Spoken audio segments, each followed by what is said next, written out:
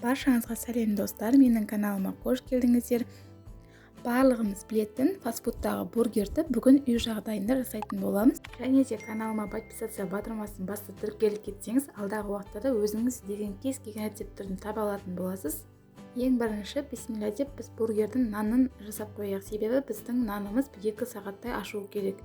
Ең алдымен бургердің наны үшін бізге 300 мл сүт керек болады. Бұл шамамен бізде 2 шай кесе болды. Және 100 мл су керек болады. Ол бізде бір кесені, шай кесені толтырмай құясыз. Үстіне 1 шай қасық дрожжымызды, 1 шай қасық тұзымызды және де 1 үлкен ас қасықпен қантымызды саламыз.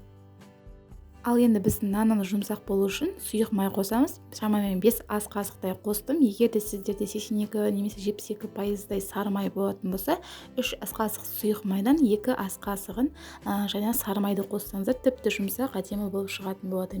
Енді шамамен 700-750 грамм ұнымызды қосып, нанымыз жұмсақ болғанша илеп аламыз. Наныңызды қатты илеп қойсаңыз, сіздің наныңыз да қатты болып қалады. Сондықтан барынша жұмсақ етіп, ұнды біртіндеп қосып илеп алыңыз.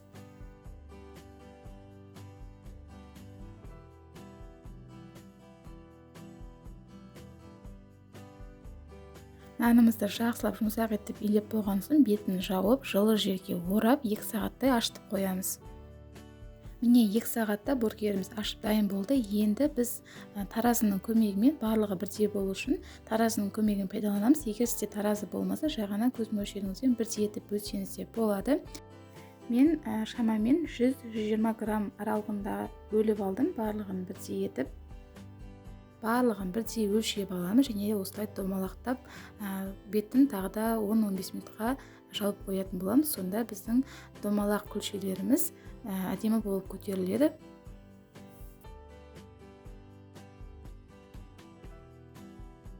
Ал енді біз бургердің котлетін жасайтын боламыз. Ол үшін бізге алдын ала өзіңіздің бургер жасайтын санына байланысты фаршыңызды өлшеп аласыз. Менде шамамен 400 грамм фарш.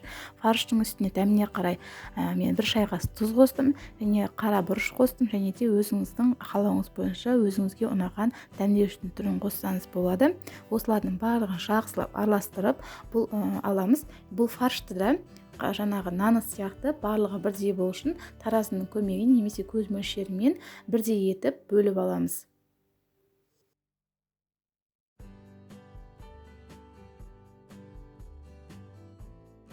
Енді фаршымызды жаңа бургердің көлеміндей домалақ көлемге келтіріп жайып алатын боламыз. Жұқалау жайған жақсы. Қазір фаршымыз бізде жұмсақ болып тұр. Біз қуырған кезде бөлініп кетпес үшін дәл осылай барлығын жасап алған соң бетін пакетпен жауып, тоңазытқышқа жарты сағатқа қойып аламыз. Сонда біз қуырып жатқан кезде формасынан ажырамай дәл осылай домалақ күйін сақтайтын болады.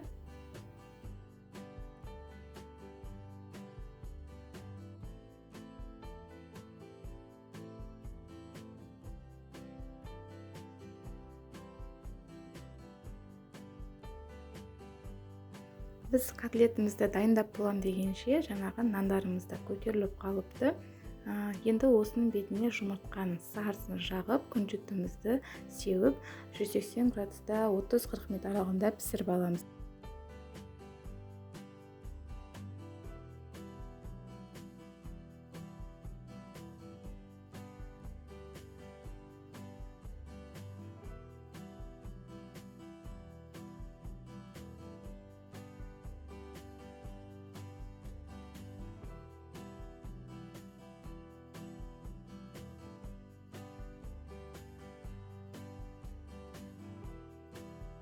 Котлетімізді пісіріп аламыз. Котлетті пісіру үшін бізге табаға кішкене ғана май құйсақ жеткілікті, көп майдың керегі жоқ. Дәл осылай видеода көп тұрғандарыңыздай салсаңыз ыңғайлы, бөлініп кетпейді. Отты міндетті түрде баяу отқа қою керек, себебі етіміз піспей қалуы мүмкін арасы. Сондықтан баяу отта жарты сағаттай арғы бетін аударып пісіріп аласыз.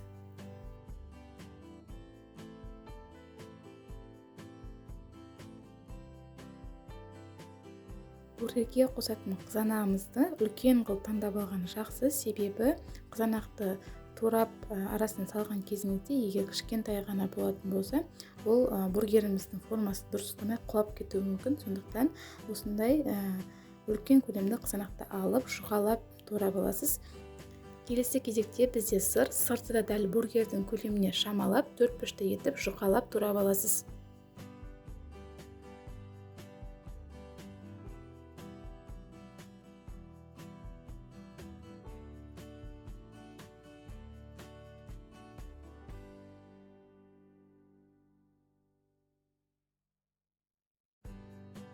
Енді бургердің арасына қосатын соусты дайындайық. Ол үшін бізге 2 шай қасық майонез және 2 шай қасық кетчуп және де осындай горчичный порошок керек болады. Одан 1 шай қасық қосып жақсылап араластырып аламыз.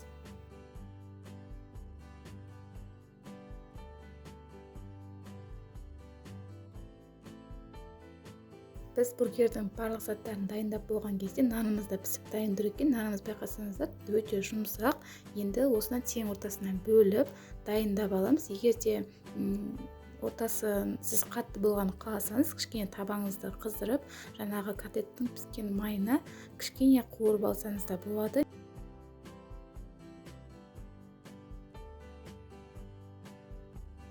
Міне бургерге керек заттардың барлығын пісіріп, турап дайындап алдық. Енді бургерімізді құрастырамыз. Ең бірінші бургерімізді 2-ге бөліп аламыз және де жаңа дайындаған соусымызды жағып аламыз.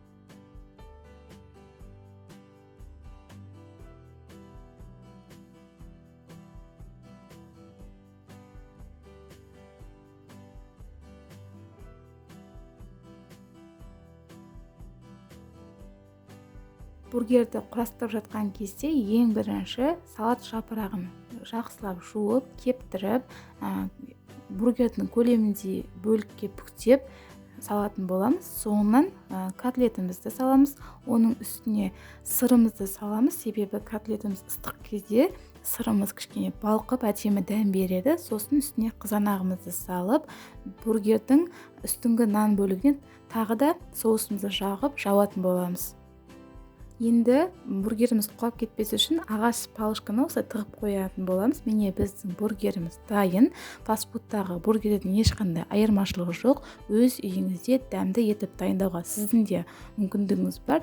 Деп ұнаған болса, менің де еңбегімді бағалап, лайк баса кетіңіз және тіркеле кетіңіз. Алдағы уақытта бұдан да басқа ерекше рецептермен бөлісемін. Сондықтан жіберіп алмас үшін міндетті түрде подписация басып тіркеліп алыңыз.